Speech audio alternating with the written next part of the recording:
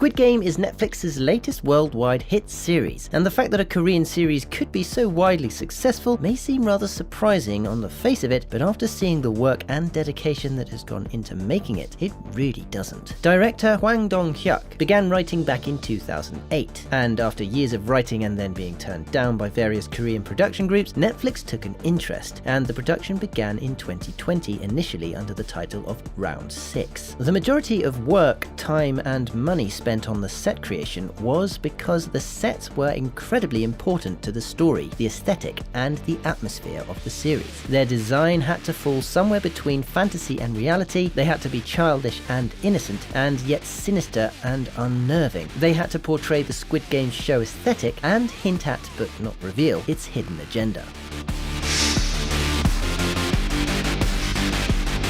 The dorms were designed to resemble a private school's dorm rooms with army bunk beds and a prison-like aesthetic. The bunks were stacked high so that they loomed over the contestants, making them seem small and insignificant. The stairs were based on a famous picture called Relativity by M.C. Escher. The set was built to continue with the series' atmosphere, being childlike and fun, and at the same time surreal and unsettling.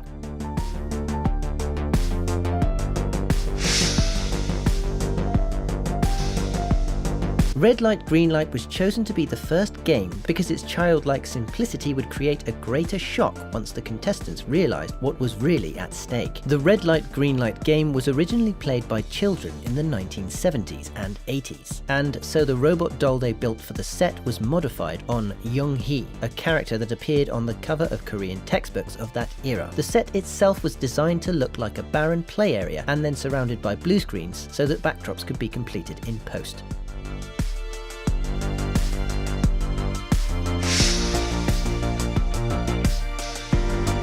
The Honeycomb game set was built to be an oversized children's playground with enormous playground equipment designed to dwarf the contestants, making them feel like children. The background of childish draw sky gave the set an innocent and yet unsettling feel that the director wanted throughout the series. The honeycomb toffee, or dalgona, that was used in the scene is made with brown sugar, corn syrup, rice vinegar, and baking soda, and it was made by a street vendor who spent 3 days on the set just making dalgonas.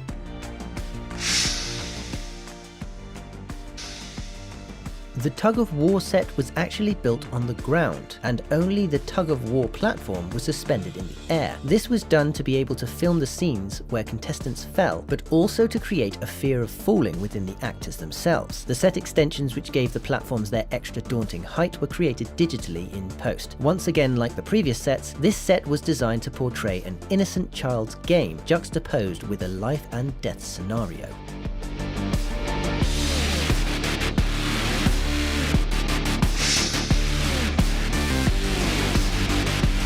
The marble game set was built to mimic the house, streets, and back alleys of the past where children would have originally played this game. Here, special attention was paid to the lighting of the set. The director wanted to create a perfect sunset. This added a nostalgic feel, making the contestants and the viewers themselves think they were really in the back alleys instead of on a set built within a set built within a set.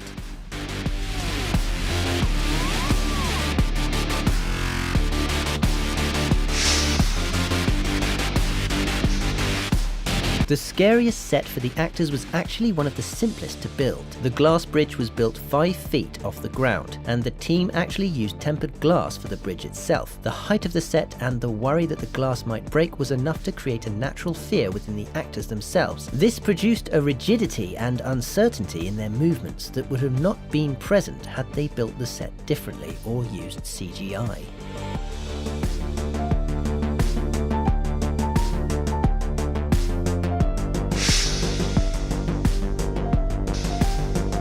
The final game was Squid Game, also known as Ojingyo. It's a Korean children's game that gets its name from the shape of the game board drawn on the ground. This game takes place on the same set as Game 1, and so we're taken full circle, once again taking an innocent child's game and turning it into a macabre battle of life and death.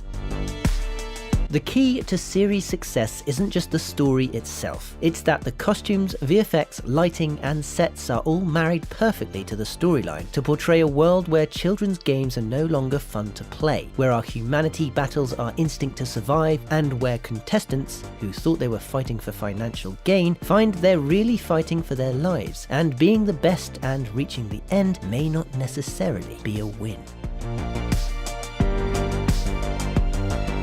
Please give us a like if you enjoyed this video, don't forget the links to the music used in this video are in the video description, and as always be sure to let us know in the comment section which movie VFX you'd like to see behind next.